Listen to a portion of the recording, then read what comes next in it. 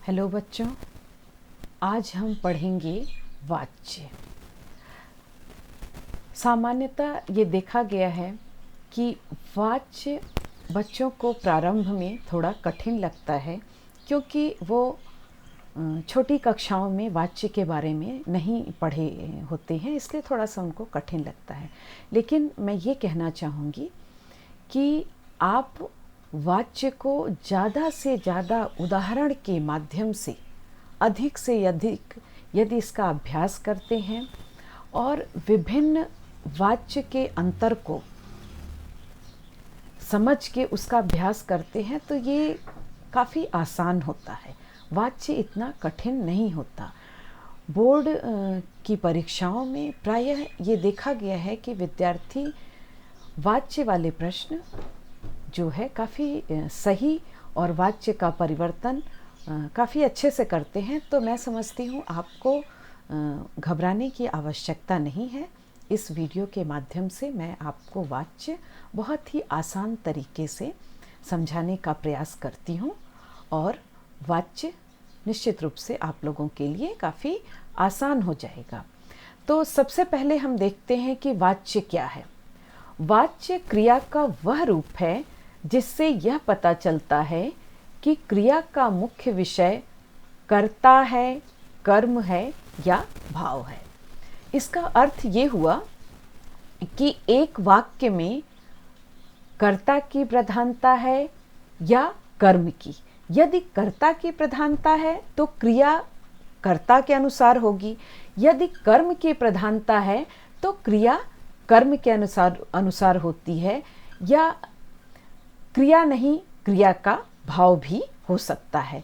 अर्थात क्रिया के जिस रूप से यह पता चले कि क्रिया का प्रयोग कर्ता, कर्म या भाव में से किसके अनुसार हुआ है उसे वाच्य कहते हैं। जैसे वाक्य में कर्ता, कर्म या भाव जिसकी भी प्रधानता होती है, लिंग, पुरुष और वचन की क्रिया भी उसी के अनुसार होती है। इसको आप उदाहरण के द्वारा समझेंगे तो आपको बहुत अच्छे से समझ में आएगा। जैसे अगर वाक्य में कर्ता की प्रधानता है तो क्रिया कर्ता के अनुसार होगी, यदि कर्म की प्रधानता है तो क्रिया पर ध्यान न देके कर्म के अनुसार क्रिया का निर्धारण होगा। जैसे आप उदाहरण के द्वारा यहाँ बहुत अच्छे से समझ पाएंगे। जैसे नेहा पत्र लिखती है। अब नेहा पत्र लिखती है में देखिए, नेहा जो है वो स्त्रीलिंग है और एक वचन है। तो इस आधार पर यहाँ जो क्रिया है वो स्त्रीलिंग की है, लिखती है, और एक वचन की। चूँकि ये इस वाक्य में कर्ता की प्रधानता है और कर्ता जो है वो स्त्रीलिंग है और एक वचन की है, इसलिए क्रिया भी एक वचन और स्त्रीलिंग है। अब दूसरे ही वाक्य में देखिए, नेहा के द्वारा पत्र लिखा जाता है। ये जो दूसरा वाक्य है इसमें कर्ता की प्रधानता नहीं है, इसमें कर्म की प्रधानता है और कर्म का चिन्ह है को। तो कर्म है पत्र। तो हम क्रिया का निर्धारण नेहा के आधार पर नहीं बल्कि पत्र के आधार पर करेंगे। अब हम देखते हैं, नेहा तो स्त्रीलिंग है लेकिन नेहा के द्वारा पत्र लिखा जाता है। आप देखिए क्रिया पुल्लिंग आ गई, क्योंकि पत्र जो है वो स्त्रीलिंग नहीं बल्कि पुल्लिंग है। तो पत्र जो है वो पुल्लिंग है, इस आधार पर क्रिया का निर्धारण भी पुल्लिंग हो गया। तो नेहा के द्वारा पत्र लिखे जाते हैं। ठीक है, नेहा के द्वारा पत्र लिखा जाता है। अब रोहन चाय बनाता है। रोहन पुल्लिंग है, बनाता है और एक वचन है। तो रोहन के आधार पर क्रिया यहाँ है बनाता है, क्योंकि रोहन पुल्लिंग है, रोहन एक वचन है। लेकिन अब देखिए, चूंकि ये कर्तृवाच्य है, यहाँ कर्ता प्रमुख है, इस आधार पर यहाँ क्रिया भी रोहन के अनुसार है, मतलब पुल्लिंग है और एक वचन की है। उसी दूसरे वाक्य में देखिए, रोहन के द्वारा चाय बना ली जाती है। तो अब यहाँ कर्ता तो रोहन ही है जो एक वचन है पुल्लिंग, लेकिन ये कर्ता प्रधान नहीं है, यहाँ कर्म प्रधान है।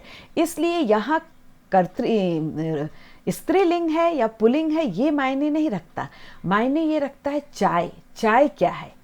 चाय स्त्रीलिंग है, क्योंकि हम कहते हैं चाय अच्छी बनी है, चाय मीठी है।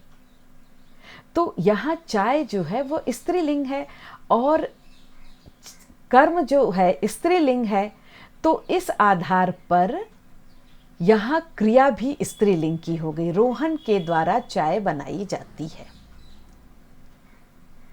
चाय कर्म है, कर्म के आधार पर क्रिया हो गई, बनाई जाती है। रोहन के द्वारा चाय बनाई जाती है। कर्म के आधार पर क्रिया का निर्धारण होता है। अब अगर कर्ता की प्रधानता है तो बड़ी आसानी से कह देते हैं कि रोहन चाय बनाता है। मुझे लगता है कि काफ़ी हद तक स्पष्ट हुआ होगा आप लोगों को। मैं चित्र खरीदता हूँ, मैं पुल्लिंग, मैं एक वचन। इस आधार पर क्रिया जो है खरीदता हूँ एक वचन की और पुल्लिंग, मैं पुल्लिंग है, ठीक है। मेरे द्वारा चित्र खरीदा जाता है। हम कहते हैं चित्र छोटा है, चित्र बड़ा है, चित्र अच्छा है। तो चित्र जो है वो पुल्लिंग है, चित्र। तो यहाँ जो है चित्र जो है पुल्लिंग है। इस आधार पर क्रिया का निर्धारण किया गया है और ये जो क्रिया है वो पुल्लिंग है। चित्र तो क्रिया पुल्लिंग है। हम निबंध लिखते हैं, हम बहुवचन है और बहुवचन अगर करता है तो क्रिया भी बहुवचन की होगी। अब अगर इसी वाक्य को हम कहते हैं मैं निबंध लिखता हूँ, मैं एक वचन है तो लिखता हूँ भी एक वचन है और पुल्लिंग है। लेकिन यहाँ है हम चूँकि बहुवचन है इसलिए लिखते हैं, क्रिया बहुवचन की है।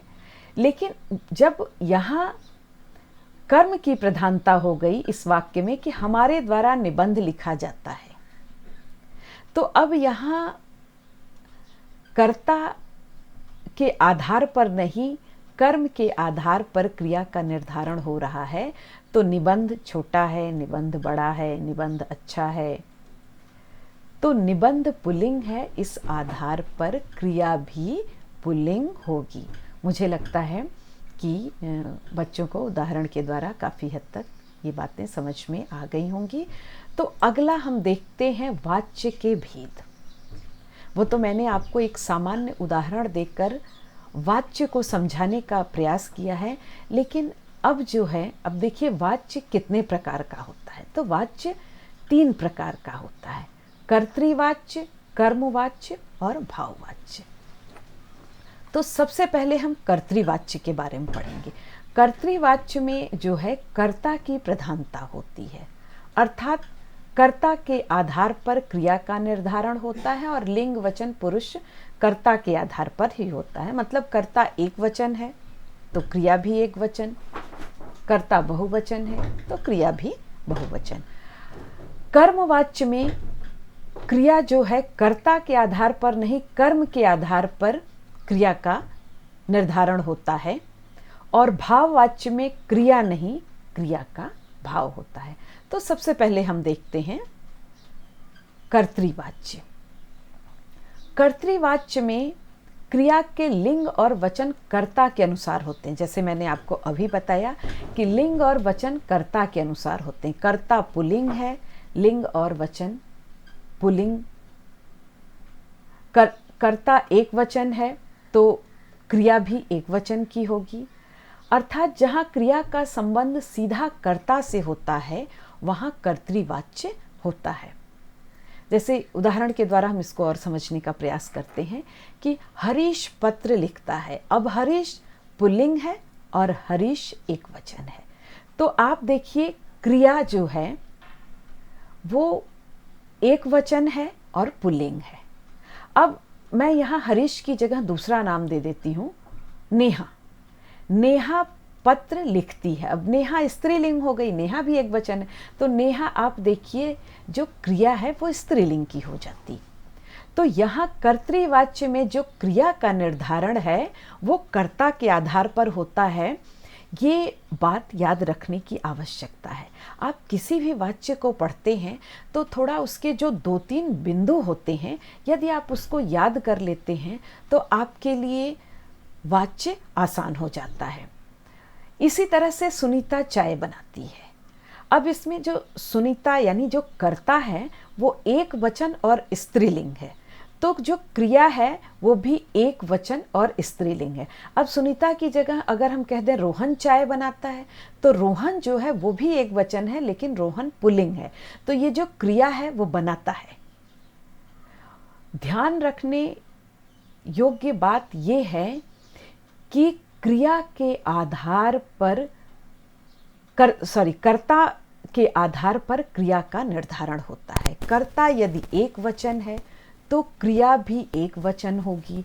कर्ता यदि बहुवचन है तो क्रिया भी बहुवचन की होगी। कर्ता स्त्रीलिंग है, कर्ता पुल्लिंग है, तो उसके लिंग के आधार पर क्रिया चलती है। ये है कर्तृवाच्य। और कर्तृवाच्य में सबसे बड़ी बात जो होती है वो